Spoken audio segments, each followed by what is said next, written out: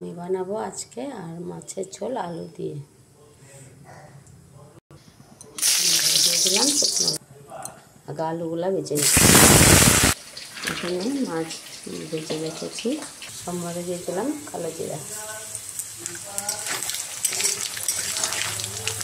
দিয়ে দিলাম হলুদ গুঁড়ো, দিয়ে দিলাম সামান্য লঙ্কা গুঁড়ো, দিয়ে দিলাম জিরা বাটা, অল্প একটু জল দিয়ে দিলাম মশলাটা সিদ্ধ হওয়ার জন্য। এখানে আবার চিংড়ি মাছ ভাপা হবে, এখানে দিয়েছি সরষা, লঙ্কা বাটা আর হলুদ, নুন, কাঁচা তেল, কালো জিরা। এটা এখন প্রেসারে গরম জল দিয়ে দিয়েছি, এটাকে এখন ওখানে দিয়ে দিব। আমি এখন মাছগুলা ঢেলে দিয়ে দেব।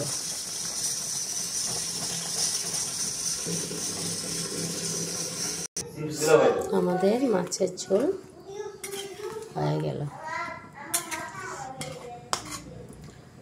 তো কেমন হয়েছে দেখতে?